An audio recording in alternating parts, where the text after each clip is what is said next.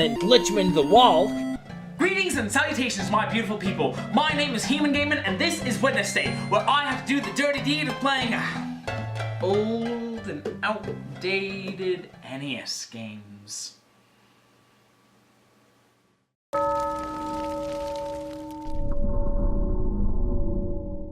Icarus. So, Kid Icarus. Out of all of the games in this series of videos I'm going to be making, this is the game that I know the least about. Except for maybe Star Tropics and Super C. Yeah, those are gonna be...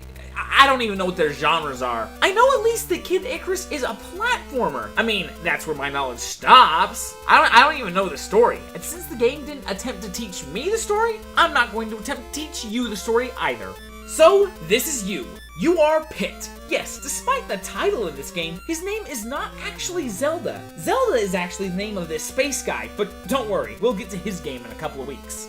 So yes, Pit is a little cherub with a bow that can fire about 3 feet. The level design of Kid Icarus is vertical, which can lead to some cool gameplay. So you go up, these snakes come down, and you shoot them, and then you steal their hearts. It's a currency that I never used. After a few floors of snakes, they add in these eyeball guys. They were intimidating at first, but after a while I learned that they don't really attack you. Sure, if I jump into their flight patterns I'll get hurt, but they aren't really pests. The first time I see them I assumed they were gonna mess me up because they outnumber me, they can fly, but fortunately I was able to grab that sissy stringy music thing. We've been through this. It's a harp. So the harp turns them into, I don't know, pink keys? I collected some of them, but not too many. So throughout the stage, there are these doors. The first one had nothing in it.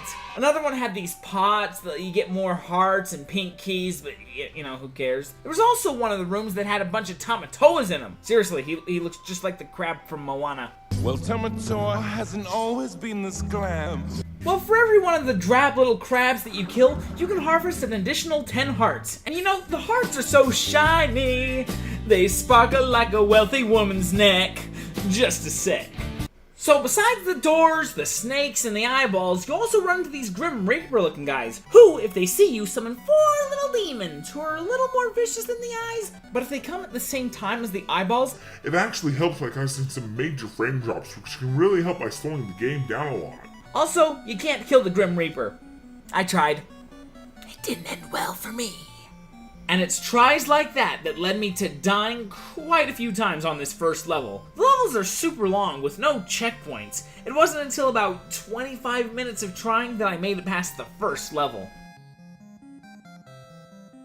So level 2 starts like level 1. A bunch of snakes from the skies, eyeball guys, and then I wandered into a door, and it has a shop in here. What do you say? Try buying something from me! I'd love to, guy, but your wares cost too much. If I'd try, I'd fail. So I left. To face some straight-up platforming. You know, I never knew it, but this is exactly what I think of when I think of a platformer. Just jump in from one platform to another. You know what I really like? When you're jumping from small block to small block, and when you land, Pit spins out for about 5 feet. It doesn't even give me a mini heart attack each time. But I made it to another shop with an angel guy, and he said, "We have everything!" Well, I don't see the barrel that the other guy had. You're a liar. I'm leaving. So I moved on up, with 0 health, by the way, because of another room full of Tamatoas. I was getting near the end of the level, and then jumping death octopuses from the ground. Oh, I better hide in here. And inside the room, it seems that a pixelated version of Jesus is giving Pit an arrow. Okay, I'll roll with it. After I leave, I quickly run from the octopuses and finish off stage 2. So I got to stage 3, and here's the thing. Even with save states, this had taken about an hour to get this far. Also, because of the save states, every death resulted in a reload. So I actually had to do stage 3 as a no-hit run. Very annoying, very hard, and very cheap. Do you have any idea how many times I died from falling snakes alone? A lot. It was a lot. After a while, I also had to deal with these guys, which just stressed me out. They move in such weird patterns. But do you know what really grilled my salmon? 2 things.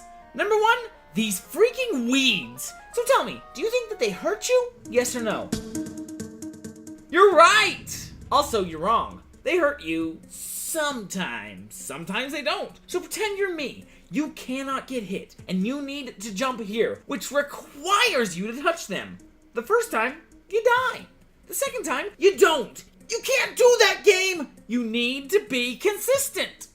But next thing I did, I can't, it just defies description. So I walk into a room and there's Pixelated Jesus again. And he says, Can you endure this harsh treatment? whoa, oh, what the heck? Okay, I will admit that he actually said, can you endure this harsh training? But what is that? I thought he said treatment and then he just started throwing books at me. What? How is a normal person supposed to react in a situation like that?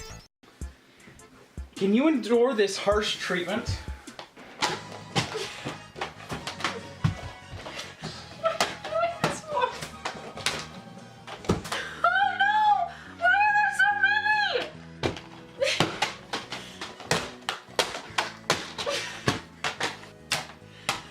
Congratulations. For what? What have I won? Is it worth it? One of these 3 sacred treasures.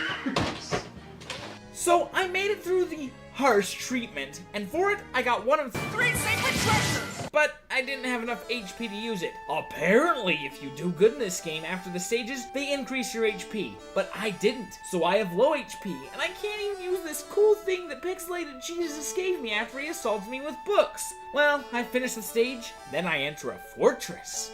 This level was so stupid. First off, you use those keys to free these Centurion guys who just peace out without helping you at all. Also, this whole level is just a convoluted maze. After being stuck in it for over 50 minutes, I decided to call it quits. Seriously, I ran into so many dead ends. Also, there are these guys. Uh-oh, a dangerous wizard, guys. You know what happens if he hits you with his spell?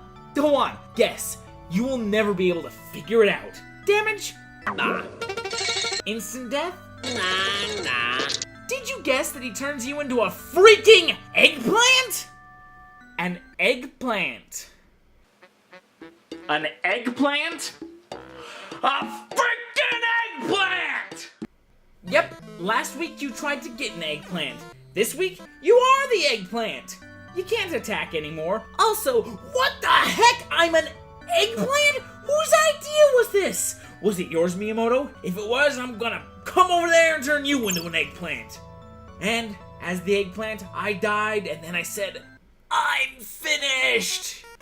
You got that right. Actually, no, I'm just gonna skip most of it. You see, there's this password screen, so I'm just gonna type in this, and then we press start, and... A kiss from Palutena? You know what, I changed my mind. This is the best game on the NES. So, that's Kid Icarus. It was dumb. It was a hassle, but hey, if you get a smooch from Palutena, there's nothing bad you can say about that game, right? Alright, so next week it looks like I'll be playing Kirby's Adventure. $20 says that's actually a good game.